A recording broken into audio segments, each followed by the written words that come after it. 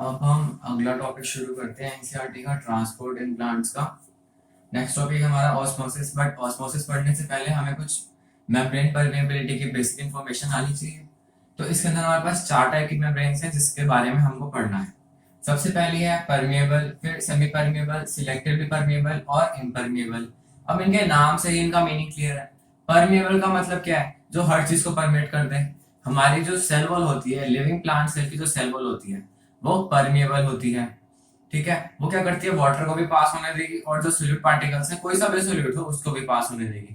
Permeable word लिखा हुआ मतलब कंप्लीटली परमिएबल है। सेमी परमिएबल, सेमी परमिएबल मतलब हाफ परमिएबल, वाटर को जाने देगी, सॉल्यूट को रोक लेगी। ठीक है।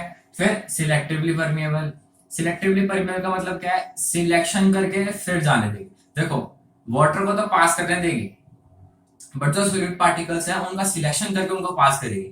फॉर इंस्टेंस, अगर हमारे पास लिपिड सोल्यूबल सब्सटेंसेस है, तो लिपिड सोल्यूबल सब्सटेंस तो प्लाज्मा मेम्ब्रेन को इजीली क्रॉस कर लेगा, सिलेक्टिवली परमेबल मेम्ब्रेन को इजीली क्रॉस कर लेगा। बट जो प्रोटीन सोल्यूबल सब्सटेंसेस है या फिर जो हाइड्रोफिलिक सब्सटेंसेस है, जो वाटर लविंग मोइटी वाले जो जितने भी हमारे सोल्यूट पार्टिकल्स हैं, उनको नहीं पास होने देगा, उनके लिए हमें कैरियर प्रोटीन लगेंगे।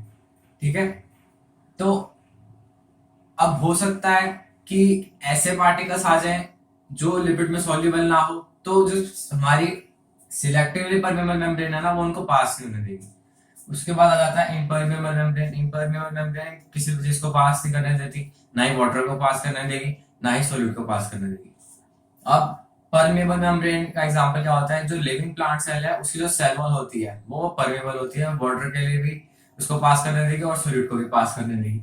फिर आती है बात सेमी परमेबल मेम्ब्रेन की। सेमी परमेबल सिर्फ और सिर्फ वाटर को जाने देगी, सॉल्यूट को नहीं जाने देगी। तो हमारे जितने भी आर्टिफिशियली सिंथेसाइज्ड मेम्ब्रेन्स होती हैं, अब जो सिंथेटिक मेम्ब्रेन्स होती है जैसे पोटेशियम फेरोसाइनाइड, पोटेशियम फेरिसाइनाइड, सेलोफेन, ये सब की सब सेमी परमेबल मेम्ब्रेन्स होती हैं। ये हमारा जैसे सॉल्ट, जैसे हमारा सी वाटर होता है, उससे सॉल्ट के एक्सट्रैक्शन में काम आती है। ठीक है, क्योंकि ये क्या करती है? पानी को तो जाने देगी बट सॉल्यूट को नहीं जाने देती। आगे बात समझ में? तो जितनी भी सिंथेटिक मेम्ब्रेन्स होती हैं वो सेमी परमेबल होती हैं, पानी को जाने देगी, सॉल्यूट को नहीं जाने देगी। क्यों? क्योंकि ये सिंथेटिक मेम्ब्रेन्स हैं। ठीक है, आर्टिफिशियली सिंथेसाइज्ड है, ये लिपिड बाइलेयर में होती है। आई बात समझ में? बट आगे जब चलें, जो सिलेक्टिवली सिलेक्टिवली परमेबल मेम्ब्रेन है वो सारी नेचुरली ऑकरिंग जितनी भी मेम्ब्रेन्स होंगी वो सबकी सब सिलेक्टिवली परमेबल मेम्ब्रेन है। तो अगर हमसे सवाल पूछ लिया जाए कि जो प्लाज्मा मेम्ब्रेन होती है एक सेल के अंदर, चाहे वो प्लांट सेल हो चाहे वो एनिमल सेल हो, it is of which type, और ऑप्शन में सेमी और सिलेक्टिवली परमेबल दोनों दीजिए, तो आंसर जाएगा सिलेक्टिवली परमेबल। क्योंकि जो नेचुरली ऑकरिंग सेल मेम्ब्रेन्स होती हैं, जितनी भी मेम्ब्रेन्स होती हैं, वो सिलेक्टिवली परमेबल होती हैं। अगर जो सब्सटेंसेस है, सॉलिड पार्टिकल्स, अगर लिपिड में सॉल्युबल है तो उसको पास कर देगा, बट अगर कोई प्रोटीन सॉल्युबल सब्सटेंस आ गया तो उसको पास नहीं करेगा। ठीक है। तो जितनी भी नेचुरली ऑकरिंग मेम्ब्रेन्स है वो सिलेक्टिवली परमेबल मेम्ब्रेन्स है। अब आगे बात इम्परमेबल मेम्ब्रेन की। मान लो शाम होगी, सुबह से शाम होगी, तो शाम को अब घर पे मूड बन गया, तो टक करके बोतल हमने खोल ली, टक की आवाज आई। तो वो टक की आवाज होती है, किसकी होती है? जब हम बोतल खोलते हैं टक वाली, तो टक की आवाज कॉर्क की आती है। जो कॉर्क है वो डेड प्लांट सेल्स हैं। ठीक है, तो जो cell wall of dead plant cells है, फॉर एग्जांपल कॉर्क, वो सारे इम्परमेबल होते हैं। तो ये चार मेन टाइप की हमारे पास मेम्ब्रेन्स थी। अब हम अपने एनसीईआरटी के टॉपिक की तरफ शिफ्ट करते हैं, ऑस्मोसिस। तो ऑस्मोसिस कुछ नहीं है, डिफ्यूजन को ही हम ऑस्मोसिस कहते हैं। बट डिफ्यूजन किसका? वाटर का। वाटर के डिफ्यूजन के लिए हमने स्पेशल नाम दे रखा है ऑस्मोसिस। ये हम बचपन में भी पढ़ते थे 9th-10th क्लास में, एंडो ऑस्मोसिस, एक्सो ऑस्मोसिस। एंडो मतलब पानी अंदर जा रहा है, एक्सो ऑस्मोसिस मतलब पानी बाहर आ रहा है। ठीक है। Cell wall is freely permeable to water and substances in solution. तो जो सेल वॉल है, लिविंग प्लांट सेल की सेल वॉल, अगर कुछ नहीं दे रखा तो अंडरस्टूड है कि लिविंग प्लांट सेल की सेल वॉल होगी। It is freely permeable to water and substances in solution. तो वो वाटर को भी पास होने देगा और साथ ही साथ जो सॉल्यूट पार्टिकल्स हैं, सब्सटेंसेस इन सॉल्यूशन, उनको भी पास होने देगा। Vacuole sap contributes to solute potential. अब जो वैक्यूल का सैप है, it contributes to solute potential. सबसे पहले हम देखते हैं सॉल्यूट पोटेंशियल क्या होता है। हमारे पास एक बीकर था, बीकर के अंदर प्योर वाटर था, कोई भी सॉल्यूट नहीं डाला हुआ था। अब मान लो हमने थोड़ा बहुत सोल्यूट डाल दिया, सोल्यूट डालने की वजह से जो उसका वाटर पोटेंशियल था वो कम हो जाएगा। मान लो पहले ये लेवल, ये बेस है, यहाँ से यहाँ तक का लेवल था वाटर पोटेंशियल का, जब हमने सोल्यूट डाला, सोल्यूट डालने की वजह से जो वाटर पोटेंशियल है वो इतना रह गया। ठीक है, तो जो जितना डिक्रीमेंट हुआ, इतने डिक्रीमेंट को ही हम सोल्यूट पोटेंशियल कहते हैं। तो अगर जितना ज्यादा सोल्यूट होगा, जो वाटर पोटेंशियल में डिक्रीमेंट होगा, या फिर जो सोल्यूट पोटेंशियल होगा वो उतना ही ज्यादा होगा। तो जो सोल्यूट पोटेंशियल है it depends on concentration of the solution. जितना ज्यादा कंसंट्रेटेड सॉल्यूशन होगा या फिर जितना ज्यादा सोल्यूट की कंसंट्रेशन होगी उतना ज्यादा ही सोल्यूट पोटेंशियल होगा। ठीक है, अब वैक्यूल सेल की बात कर लेते हैं। देखो एक हमारे पास जो प्लांट सेल है, प्लांट सेल के अंदर 90% वॉल्यूम वैक्यूल ऑक्यूपाई करता है। ठीक है, और वैक्यूल के अंदर क्या क्या सब्सटेंसेस होते हैं? वैक्यूल के अंदर होता है एक तो वाटर, एक्सक्रीटरी सब्सटेंसेस और सैप। अब जो वैक्यूल है, वैक्यूल की जो हमारी प्लाज्मा मेम्ब्रेन है वो क्या करती है, वो एक्टिवली ट्रांसपोर्ट कराती है सॉलिड पार्टिकल्स का from cytoplasm to inside the vacuole. तो जो टोनोप्लास्ट है, वैक्यूल की मेम्ब्रेन, वैक्यूल की जो प्लाज्मा मेम्ब्रेन है वो एक्टिवली ट्रांसपोर्ट कराती है सॉलिड पार्टिकल्स का from cytoplasm into the vacuole. इसकी वजह से जो वैक्यूल है उसकी कंसंट्रेशन बढ़ जाती है। तो जो वैक्यूल है, वैक्यूल के अंदर सोल्यूट का अमाउंट बहुत ज्यादा हो जाएगा, और सोल्यूट का अमाउंट ज्यादा तो और जो हमारा सोल्यूट पोटेंशियल है वो भी ज्यादा, क्योंकि solute potential depends on concentration of solute in solution. तो वैक्यूल सैप जिसके अंदर सोल्यूट ज्यादा है it contributes to solute potential, क्योंकि solute potential depends on concentration of solute. तो ये स्टेटमेंट भी क्लियर होगी, बहुत अच्छे से समझ आ गई होगी I hope. In plant cells, plasma membrane and tonoplast are important determinants of the movement of molecules. अब ये दो ही नाम क्यों दिए? क्योंकि देखो मेनली हमारे पास 7 टाइप की मेम्ब्रेन्स होती हैं। इम्पर्मेबल मेम्ब्रेन तो हटा ही लो, किसी को भी नहीं जाने देगी। ठीक है, तो पार्टिकल्स का तो मूवमेंट ही नहीं हो रहा। अब आती बात परमेबल, सेमी परमेबल और सिलेक्टिवली परमेबल मेम्ब्रेन की। जो परमेबल मेम्ब्रेन है वो सब चीज को जाने देगी, किसी भी चीज को रोकेगी नहीं। ठीक है, तो वो सबके लिए बराबर है, तो इस वाली को भी हटा दो, ये कोई भी डिसाइडिंग फैक्टर नहीं हुआ।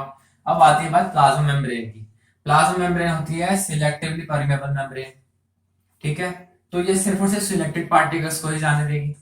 उसके बाद आती है बात टोनोप्लास्ट की। टोनोप्लास्ट क्या करता है? एक्टिव ट्रांसपोर्ट करवाता है। ठीक है, तो वो भी सिलेक्टिवली परमेबल मेम्ब्रेन में आ जाएगा, क्योंकि वो सिर्फ और सिर्फ सिलेक्टेड पार्टिकल्स का मूवमेंट करा रहा है with the help of ATP. अब यहाँ पर प्लाज्मा मेम्ब्रेन और tonoplast are important determinants of movement of molecules. Movement की मॉलिक्यूल्स के मूवमेंट के लिए सिर्फ और सिर्फ प्लाज्मा मेम्ब्रेन और टोनोप्लास्ट को ही इंपॉर्टेंट को कंसीडर किया गया है, क्योंकि ये ही है जो कि सिलेक्टेड पार्टिकल्स के मूवमेंट के लिए रिस्पॉन्सिबल है। जो परमेबल मेम्ब्रेन होगी एज सेल वॉल, वो तो हर चीज को जाने देगी, वो तो यूनिवर्सल है, जनरल है। तो वो डिफरेंस कहाँ आ रहा है? डिफरेंस इन दोनों के केस में ही आ रहा है, इसीलिए एनसीईआरटी में लिखा है कि ये दोनों ही है इंपॉर्टेंट डिटर्मिनेंट्स। आगे बात समझ में? The net direction of rate of osmosis depends on the pressure gradient and concentration gradient. Same वही बात, ऑस्मोसिस है, ऑस्मोसिस सेम डिफ्यूजन होता है, बस जो वाटर का डिफ्यूजन हो रहा था उसको हम ऑस्मोसिस बोल देते हैं। और ऑस्मोसिस जो डिफ्यूजन है, जिन जिन फैक्टर्स पर डिफ्यूजन डिपेंड कर रहा था उन फैक्टर्स पर ऑस्मोसिस डिपेंड करेगा। डिफ्यूजन डिपेंड कर रहा था प्रेशर ग्रेडियंट के ऊपर, कंसंट्रेशन ग्रेडियंट के ऊपर, टेम्परेचर के ऊपर, प्रेशर के ऊपर। तो जो ऑस्मोसिस है वो भी प्रेशर ग्रेडियंट और प्रेशर ग्रेडियंट और कंसंट्रेशन ग्रेडियंट के ऊपर डिपेंड करेगा। Water will move from its region of high chemical potential. High chemical potential मतलब high water potential. High water potential मतलब more number of water molecules, more number of free water molecules. तो जैसे हमारे पास ये दो chambers से separated by selectively permeable membrane, या फिर बोला जाए सेमी परमेबल मेम्ब्रेन, इसके अक्रॉस, इस मेम्ब्रेन के अक्रॉस सिर्फ और सिर्फ वाटर मॉलिक्यूल्स का ही ट्रांसपोर्ट होगा। अब ये वाला जो बीकर है इसके अंदर जो वाटर मॉलिक्यूल्स हैं वो ज्यादा हैं, क्योंकि जो डॉटेड पार्ट्स दिखा रखा है वो सॉलिड पार्टिकल्स हैं।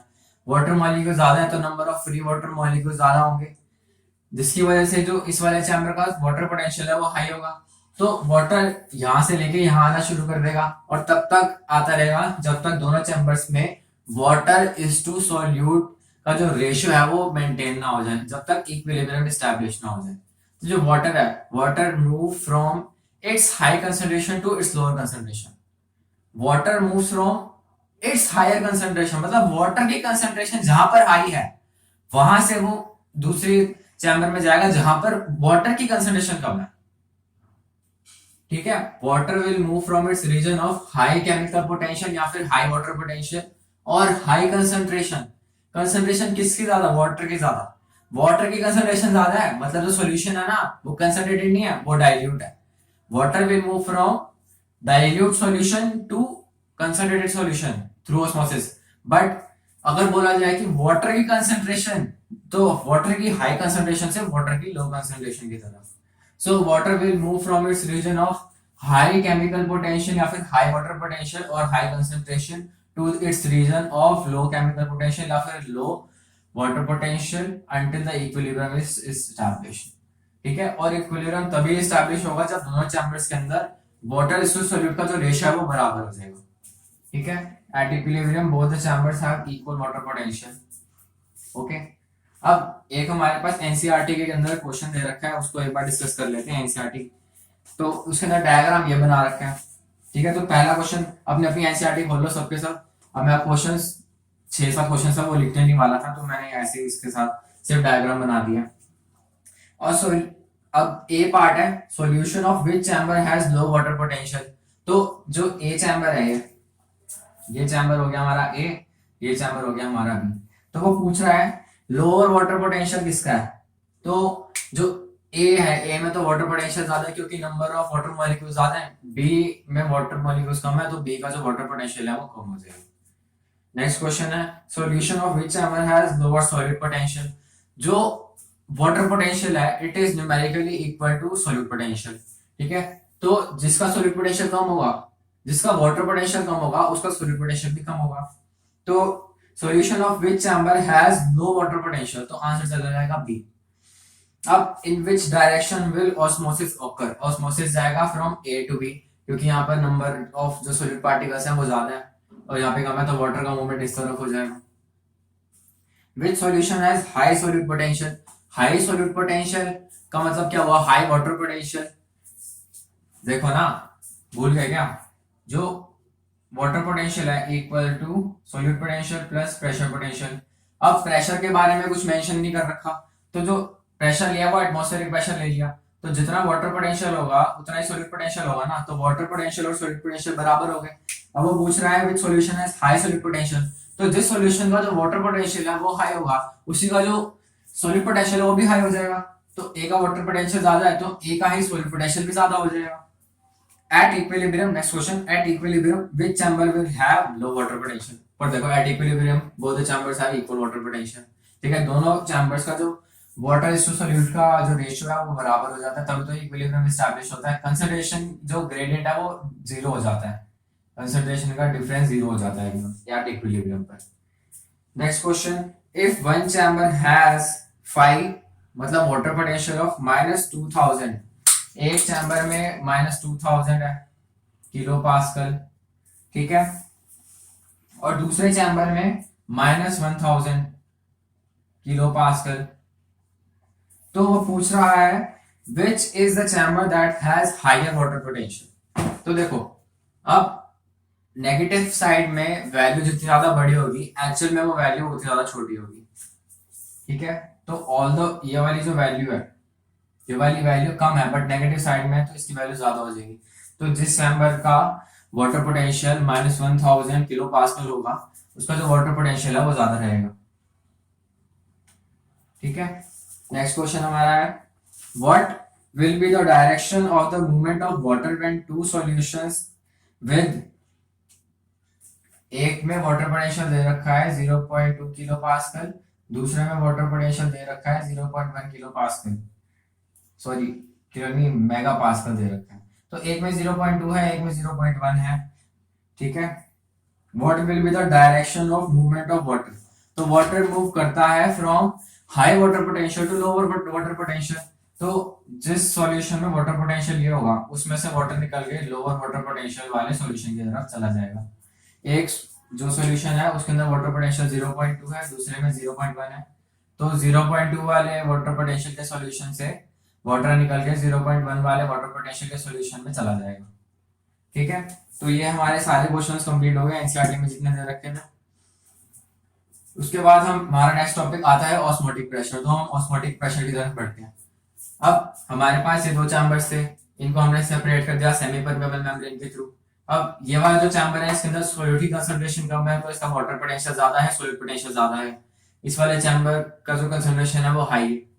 अब इसके अंदर इस डायग्राम के अंदर जो ये apparatus ले रखा है, इसके अंदर वाटर का मूवमेंट होगा इस वाले बीकर से इस वाले बीकर की तरफ थ्रू ऑस्मोसिस। अब मान लो वाटर का मूवमेंट हो रहा है, हमने यहाँ पे पिस्टन लगा दी। हमने जब पिस्टन लगाई, पहले पिस्टन नहीं लगी हुई थी, मान लो पहले पिस्टन नहीं लगा तो वाटर का मूवमेंट होने लगा। तो जैसी वाटर का मूवमेंट शुरू हुआ, हमने उसी टाइम यहाँ पे पिस्टन लगा दी और पिस्टन को दबा दिया। पिस्टन को तब तक दबाया जब तक ये जो वाटर का मूवमेंट होना शुरू हुआ था वो रुक ना जाए। ठीक है, तो जो वाटर का मूवमेंट हो रहा था उसको रोकने के लिए यहाँ पर जो जितना प्रेशर हमने लगाया उस प्रेशर को हम बोलेंगे osmotic pressure. The pressure required to prevent water from diffusing is osmotic pressure. Water का मूवमेंट इस वाले बीकर से इस वाले बीकर में होगा, उसको रोकने के लिए हमने इस वाले बीकर पर जितना प्रेशर लगाया, अब जब इस वाले बीकर पर हम प्रेशर लगाएंगे तो इसके अंदर वाटर मॉलिक्यूल्स आ तो नहीं पाएंगे ना। आ रही है ना बात समझ में? इतना तो जनरल कॉमन सेंस तो इतनी सब में होती है। तो उस प्रेशर को हम बोलेंगे ऑस्मोटिक प्रेशर। जो ऑस्मोटिक प्रेशर है it is a function of solute concentration. अब ये बहुत ज्यादा इंपॉर्टेंट हमको लाइनर मिल गया एनसीईआरटी का कि जो हमारा ऑस्मोटिक प्रेशर है इट डिपेंड्स ऑन सॉल्यूट की कंसंट्रेशन। क्यों? ये वाला जो चैम्बर है वो जितना ज्यादा कंसंट्रेटेड होगा वाटर उसके अंदर उतना ही ज्यादा आएगा। ठीक है, अगर ये वाला जो चैम्बर है ज्यादा कंसंट्रेटेड होगा, इसके अंदर सॉल्यूट की कंसंट्रेशन ज्यादा होगी, तो इस वाले चैम्बर से इस चैम्बर के अंदर वाटर का जो इनफ्लो है वो भी ज्यादा होगा। ठीक है, क्योंकि ज्यादा सॉल्यूट को सेटिस्फाई करने के लिए ज्यादा वाटर की रिक्वायरमेंट पड़ेगी। अब वाटर अगर इधर ज्यादा आएगा तो ज्यादा वाटर को इधर आने से रोकने के लिए हमें प्रेशर भी ज्यादा लगाना पड़ेगा, तो जो ऑस्मोटिक प्रेशर है वो भी ज्यादा हो जाएगा। इसीलिए बोला गया कि जब सॉल्यूट की कंसंट्रेशन बढ़ेगी तो जो ऑस्मोटिक प्रेशर है वो भी बढ़ जाएगा। अब यहां से हमें एक काफी इंपॉर्टेंट पॉइंटर समझ आता है कि जो ऑस्मोटिक प्रेशर है इट डिपेंड्स ऑन सॉल्यूट की कंसंट्रेशन, या फिर बोला जाए पाई।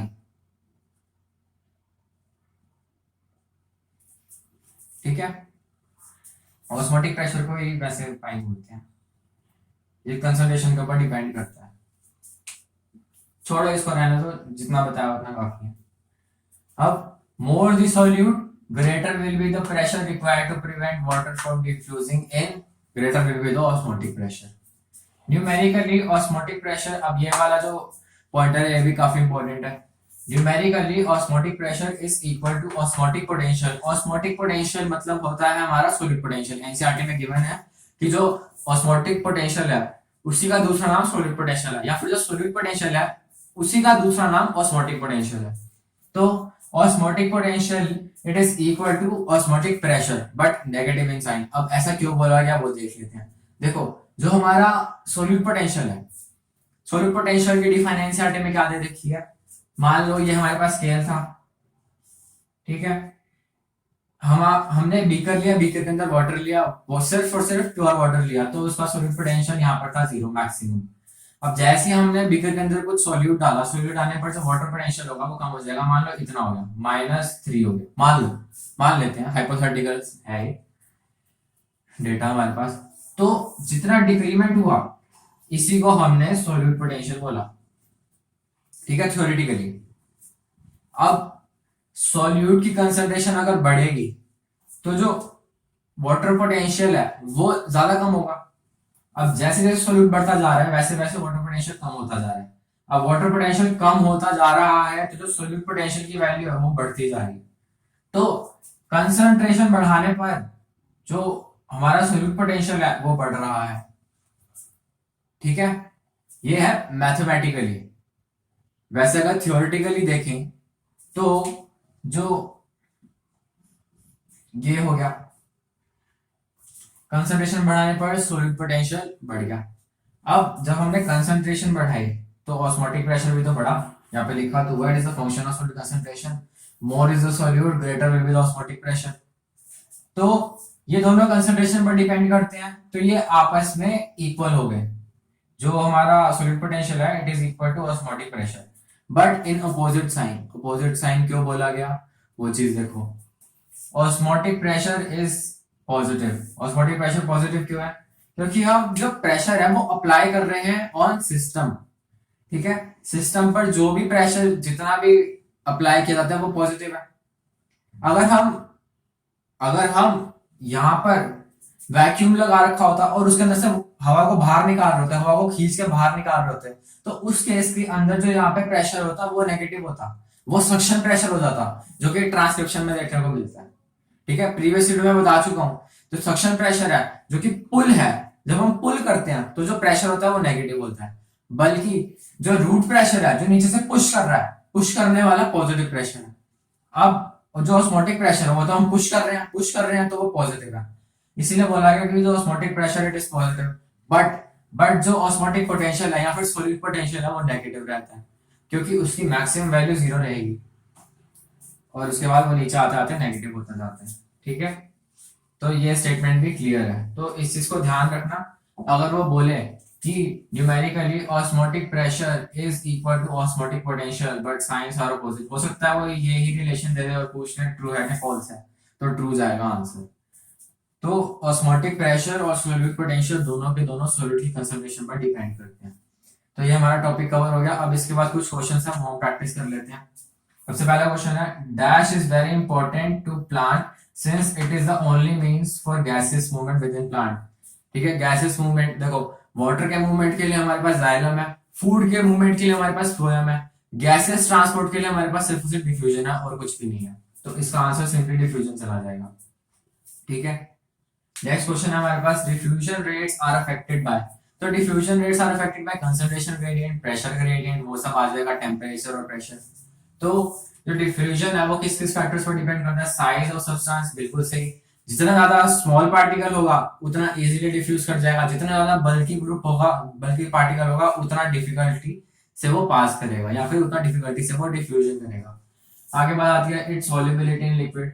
अब जो लिपिड सॉल्युबल सब्सटेंसेस है वो इजीली प्लाज्मा मेम्ब्रेन को क्रॉस कर जाएंगे, बट जो प्रोटीन सॉल्युबल सब्सटेंसेस हैं उनको, या फिर जो वाटर सॉल्युबल सब्सटेंसेस हैं, हाइड्रोफिलिक सब्सटेंसेस हैं, उनको प्लाज्मा मेम्ब्रेन से पास करवाने के लिए हमें स्पेशल प्रोटीन कैरियर्स की जरूरत पड़ेगी। नेक्स्ट है हमारा प्रेशर। अगर हम प्रेशर ज्यादा लगाएंगे तो डिफ्यूजन भी ज्यादा होगा। ठीक है, तो ऑल ऑफ द अबव पर आंसर हमारा चला जाएगा। नेक्स्ट है, in dash special protein help move substances across membrane without expenditure of energy. Without expenditure of energy तीन टाइप के मूवमेंट्स देखे थे, डिफ्यूजन, फैसिलिटेटेड और एक्टिव ट्रांसपोर्ट। डिफ्यूजन के अंदर प्रोटीन कैरियर था ही नहीं, फैसिलिटेटेड और एक्टिव ट्रांसपोर्ट के अंदर प्रोटीन कैरियर था, तो प्रोटीन आ गया। अभी दोनों में से कोई एक है, विदाउट एनर्जी रिक्वायरमेंट हो तो फैसिलिटेटेड आंसर चला जाएगा, तो फैसिलिटेटेड हमारा आंसर चला गया। नेक्स्ट क्वेश्चन है, the dash are huge pores that form huge pores in outer membrane of plastid mitochondria and some bacteria, allowing molecules up to size of small protein to pass through। तो ये मैंने बहुत अच्छे से explain किया था, बताया भी था कि एग्जाम में पूछ सकता है कि जो पोरिन प्रोटीन है वो किन सब चीजों में पाए जाते हैं। तो outer membrane of mitochondria, plastid and some bacteria को अच्छे से याद रखना है। And they allows the molecules up to size of small proteins. Proteins किसके बने होते हैं? अमीनो एसिड्स के बने होते हैं। अमीनो एसिड मोनोमर एक यूनिट है, ठीक है, तो मोनोमर्स को कंबाइन करके प्रोटीन बन रहा है, तो वो बल्की ग्रुप हो गया। और जो नाम से तो समझ आ रहा है कि वो स्मॉल प्रोटीन है, स्मॉल प्रोटीन का साइज भी तो मोनोमर के कंपैरिजन में बड़ा ही है ना, तो बड़े सब्सटेंसेस को पास करवा रहा है, मतलब ह्यूज फोर्स। ठीक है, तो इसका आंसर हमारा पोरिन प्रोटीन चला जाएगा। ठीक है,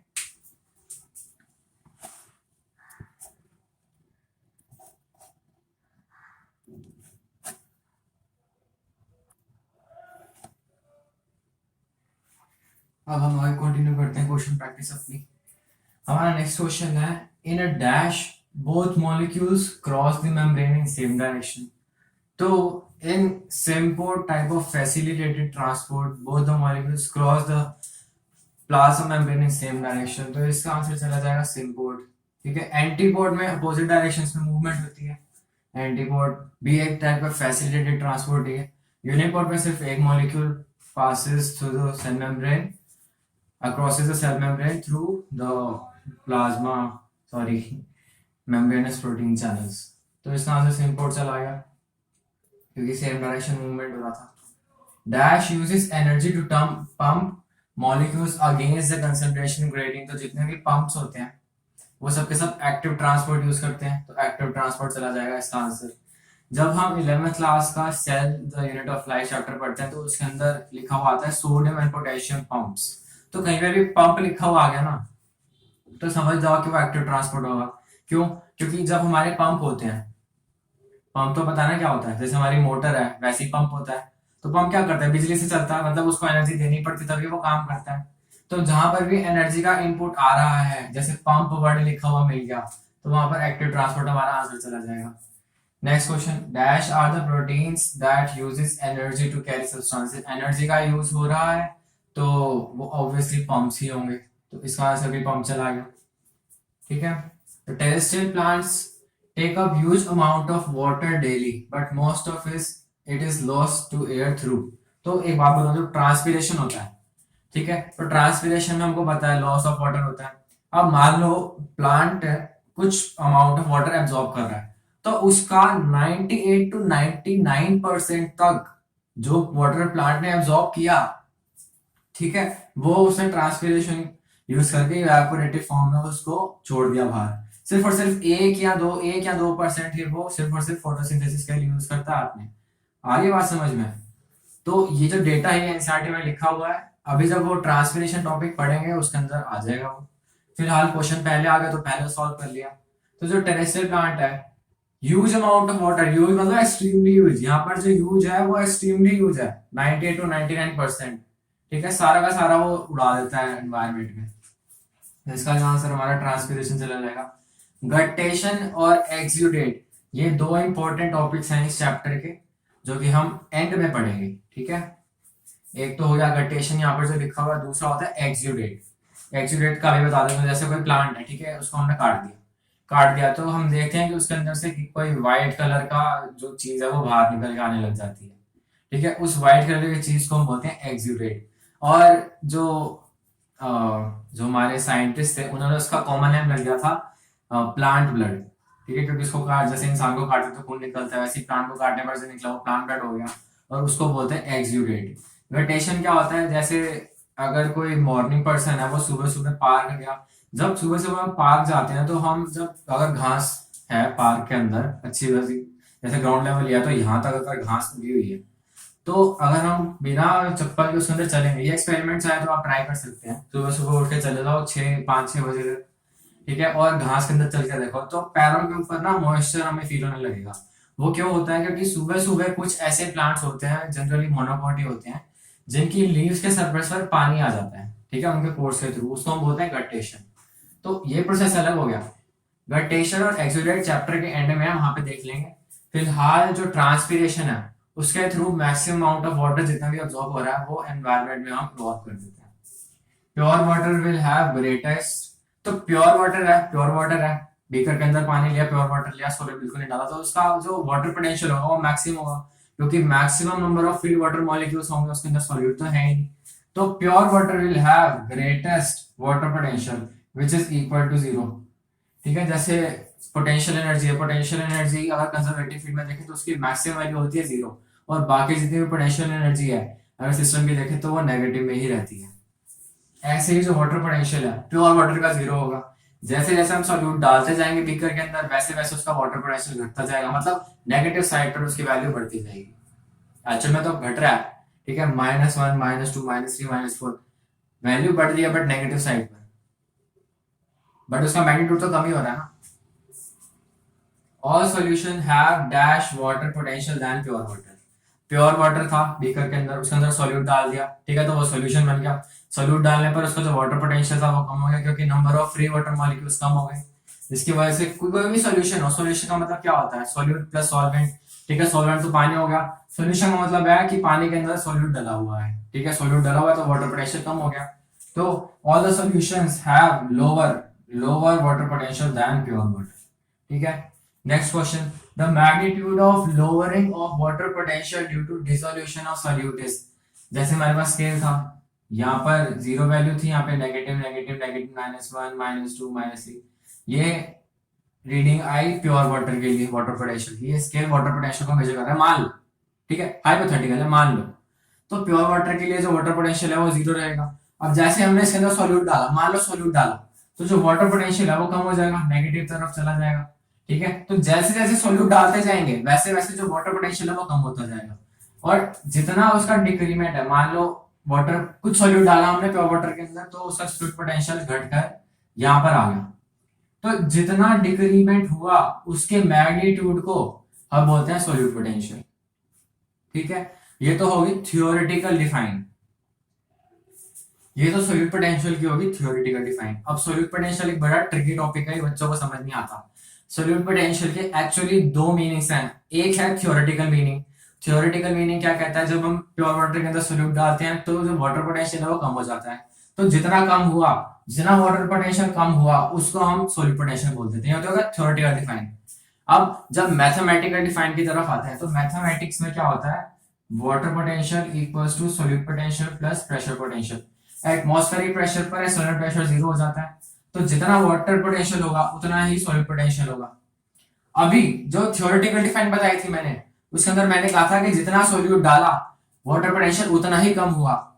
ज्यादा सॉल्यूट डालेंगे तो वाटर पोटेंशियल ज्यादा कम होगा और डिक्रीमेंट की वैल्यू ज्यादा आएगी, ठीक है, जिसकी वजह से सॉल्यूट पोटेंशियल ज्यादा होगा। तो थ्योरी के according solute potential is directly proportional to solute, but जब हम मैथमेटिकल एक्सप्रेशन की तरफ आते हैं तो solute potential is equal to water potential, ठीक है। और वाटर पोटेंशियल सॉल्यूट डालने पर कम होता है। आ रही बात समझ में? तो सॉल्यूट डालने पर जो हमारा सॉल्यूट पोटेंशियल है वो भी कम होना चाहिए, बट ये है numerically. Theoretically water potential, theoretically solute potential is directly proportional to solute concentration, but mathematically या फिर numerically solute potential is inversely proportional to solute concentration. आगे बात समझ में? तो ये डिफरेंस को याद रखना है। अगर डिफाइन के फॉर्म में पूछ रहा है, ठीक है, डेफिनेशन पूछ रहा है, तो ये वाला और इस टाइप का क्वेश्चन है। डिफाइन पूछा तो हमारा सॉल्यूट पोटेंशियल आंसर चला जाएगा। अब नेक्स्ट क्वेश्चन देखो, more the solute dash is the solute potential. अब सॉल्यूट अगर ज्यादा होगा तो वाटर पोटेंशियल कम हो जाएगा। अब इसने मोर, नेगेटिव, पॉजिटिव ये न्यूमेरिकल वर्ड्स हैं, ये उसकी कुछ वैल्यू बता रहा है, ठीक है ना। तो सॉल्यूट डाला जिसकी वजह से वाटर पोटेंशियल कम हो जाएगा, तो सॉल्यूट पोटेंशियल भी कम हो जाएगा। सॉल्यूट पोटेंशियल कम हो रहा है मतलब मोर नेगेटिव होता जा रहा है या फिर लोअर होता जा रहा है, तो बोथ बी एंड सी हमारा आंसर चला जाएगा। बट अगर यही थ्योरेटिकल सवाल आता तो उस केस के अंदर solute potential is directly proportional to solute concentration, but numerically positive negative कुछ भी उसकी न्यूमेरिकल वैल्यू है तो उसके केस के अंदर जो सॉल्यूट पोटेंशियल है it is inversely proportional to solute concentration, ठीक है। For a solute at atmospheric pressure, atmospheric pressure है तो एक्सटर्नल प्रेशर जीरो हो गया। अब हमें फॉर्मूला भी बताया था, water potential equals to solute potential plus pressure potential. Atmospheric pressure है तो एक्सटर्नल प्रेशर जो इसको बोलते हैं pressure potential, it is equal to external pressure applied. External pressure applied zero हो जाएगा एटमॉस्फेरिक प्रेशर पर, तो solute potential equal to water potential, तो हमारा फर्स्ट ऑप्शन आंसर चला जाएगा, ठीक है। For solution at atmospheric pressure, अब उसे सॉल्यूशन बोल दिया, ठीक है। तो जो वाटर पोटेंशियल है वो जीरो नहीं हो सकता क्योंकि वाटर पोटेंशियल जीरो सिर्फ और सिर्फ प्योर वाटर के लिए होगा, तो ये ऑप्शन भी नहीं हो सकता। Wall pressure is highest, wall pressure तो अलग टॉपिक आ गया यहाँ पे। Next, solute pressure is nil. Solute pressure का मतलब होता है ऑस्मोटिक प्रेशर, ठीक है। और अगर सॉल्यूशन है, सॉल्यूशन के अंदर कुछ ना कुछ सॉल्यूट होगा तो ऑस्मोटिक प्रेशर जीरो नहीं हो सकता, तो हमारा फर्स्ट ऑप्शन आंसर चला जाएगा। If a pressure greater than atmospheric pressure is applied to a solution, then its water potential will, देखो जो वाटर पोटेंशियल है वो नेगेटिव में रहता है और सॉल्यूट पोटेंशियल भी नेगेटिव में रहता है। बट अगर प्रेशर हमने कुछ अप्लाई किया, अप्लाई कर रहे हैं तो प्रेशर की वैल्यू पॉजिटिव होगी, ठीक है, तो इसकी वैल्यू है जो वो पॉजिटिव आ जाएगी, जिसकी वजह से ये अगर प्रेशर अप्लाई किया तो जीरो से ऊपर हो जाएगा। एटमॉस्फेरिक प्रेशर पर तो जो प्रेशर पोटेंशियल था वो जीरो था, बट अगर कुछ हमने प्रेशर अप्लाई कर दिया तो हमारा इक्वेशन बन जाएगा water potential equals to solute potential plus pressure potential. इसकी वैल्यू कुछ आ जाएगी और ये पॉजिटिव में है तो जो वाटर पोटेंशियल है उसकी वैल्यू बढ़ जाएगी, ठीक है। तो water potential increases. Next question, the net direction and rate of osmosis depends on osmosis, हम वाटर के डिफ्यूजन को बोलते हैं। जिन जिन फैक्टर्स पर डिफ्यूजन डिपेंड कर रहा था उन्हीं उन्हीं फैक्टर्स पर ऑस्मोसिस भी डिपेंड करेगा। तो प्रेशर ग्रेडियंट पर डिपेंड करेगा, कंसंट्रेशन ग्रेडियंट पर डिपेंड करेगा, बहुत ए एंड बी आंसर चलेगा। टाइप ऑफ सॉल्यूट पर डिपेंड नहीं करेगा, सॉल्यूट की क्वालिटी पर डिपेंड नहीं करता कभी भी, ठीक है, उसके साइज पर डिपेंड करता है। आगे बात समझ में? अब कोई सा भी एलिमेंट हो, ठीक है, अगर उन दोनों का साइज सेम है तो उन दोनों के लिए जो ऑस्मोसिस का रेट है वो सेम रहेगा, ठीक है। टाइप ऑफ सॉल्यूट पर डिपेंड नहीं करेगा, साइज ऑफ सॉल्यूट पर डिपेंड कर सकते हैं क्योंकि वो फिजिकल क्वांटिटी है, बट केमिकल क्वांटिटी पर डिपेंड नहीं करेगा। If the external solution balances osmotic pressure with cytoplasm, ये हमारे पास बीकर था, बीकर के अंदर एक सेल था, बाहर कुछ मीडियम था। अब वो कह रहा है कि external solution balances osmotic pressure. Osmotic pressure किसके ऊपर डिपेंड करता है? सॉल्यूट की कंसंट्रेशन पर डिपेंड करता है। मतलब जो आउटसाइड का सॉल्यूट है और जो इनसाइड का सॉल्यूट की कंसंट्रेशन दोनों बराबर है, ठीक है। अब बाहर भी सॉल्यूट की कंसंट्रेशन बराबर है, अंदर भी सॉल्यूट की कंसंट्रेशन सेम है, तो इक्विलिब्रियम एस्टैब्लिश है। दोनों सॉल्यूशंस जैसे बाहर वाला एक्सटर्नल मीडियम की कंसंट्रेशन और साइटोप्लाज्म की कंसंट्रेशन बराबर है, तो इस टाइप के हम सॉल्यूशन को बोलते हैं आइसोटोनिक सॉल्यूशन, ठीक है। The solution which has same concentration as that of the cytoplasm of the cell is known as isotonic solution. अगर बाहर वाले सॉल्यूशन की कंसंट्रेशन ज्यादा होती है तो उसको हम हाइपरटोनिक सॉल्यूशन बोलते हैं। इन कंपैरिजन टू सेल की बात हो रही है यहाँ पे, अगर सेल के साइटोप्लाज्म के कंपैरिजन में बाहर वाले मीडियम की कंसंट्रेशन कम होती तो उस मीडियम को, उस सॉल्यूशन को हम हाइपोटोनिक सॉल्यूशन बोलते हैं, ठीक है। और अंदर जो साइटोप्लाज्म है, साइटोप्लाज्म को हम बोलते हैं हाइपरटोनिक सॉल्यूशन। आगे बात समझ में? तो फिलहाल इतने क्वेश्चंस काफी हैं। नेक्स्ट क्लास में हम अगला टॉपिक शुरू करेंगे और कोशिश करेंगे कि 2-3 वीडियोस के अंदर इस चैप्टर को वाइंड अप कर दें। और मेरी एक रिक्वेस्ट है कि ये मत समझना कि ये सारे क्वेश्चंस तुच्छ हैं, ठीक है। ये सारे क्वेश्चंस प्योरली एनसीईआरटी बेस्ड है। अगर कोई सोच रहा है कि हम अच्छे लेवल के क्वेश्चन कर देते तो एक बात बता दूं, पिछले साल इस चैप्टर से एक भी क्वेश्चन नहीं आया था। इस चैप्टर की ये औकात है, ठीक है। नीट के अंदर इस चैप्टर की ये औकात है कि पिछले साल एक भी क्वेश्चन नहीं आया था। अब अगर क्वेश्चन आ भी गया इस साल, ठीक है, तो एनसीईआरटी के बाहर से तो आने की कोई चांस ही नहीं है। हो सकता है टुच्चा सही क्वेश्चन आ जाए, ठीक है। इसलिए टुच्चे टुच्चे क्वेश्चन को हम अंडर एस्टिमेट नहीं कर सकते, हो सकता है वही आ जाए, ठीक है। So thanks for watching the video and do subscribe to the channel.